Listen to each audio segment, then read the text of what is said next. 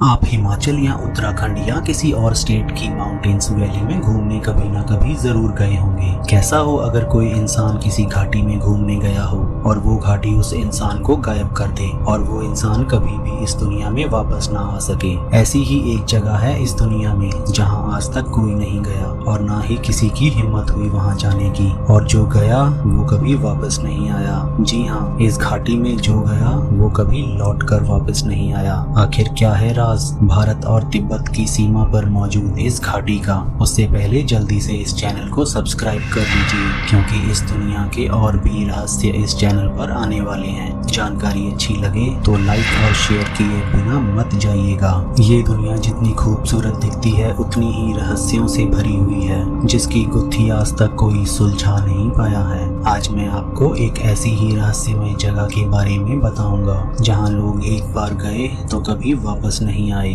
मैं बात कर रहा हूँ शंग्रीला घाटी की। ये घाटी अरुणाचल प्रदेश और तिब्बत के बीच में कहीं पर है। शंग्रीला को एटमॉस्फेयर के 4th डायमेंशन यानी टाइम इफेक्टिव प्लेसेस में गिना जाता है। शंग्रीला का जिक्र अरुण शर्मा ने अपनी किताब तिब्बत की वो रहस्यमय घाटी में किया है। उनके मुताबिक युत्सुंग नाम के एक लामा ने उन्हें बताया कि शंग्रीला घाटी में इंसानी सीमा को बढ़ाया जा सकता है, मतलब वहाँ इंसान के मन, प्राण और विचार की शक्ति को एक खास सीमा तक बढ़ाया जा सकता है। उन्होंने बताया कि अगर कोई वस्तु या इंसान वहाँ अनजाने में चला भी जाए तो वो इस दुनिया में कभी भी वापस नहीं आ पाता है। और लामा ने ये भी बताया कि वो खुद शंग्रीला घाटी में जा चुके हैं और वहाँ ना तो सनलाइट थी और ना ही मूनलाइट, लेकिन फिर भी चारों तरफ एक मिस्टीरियस लाइट थी। अगर वहाँ से कोई लौट कर नहीं आया तो युत्सुंग लामा कैसे वापस आ गए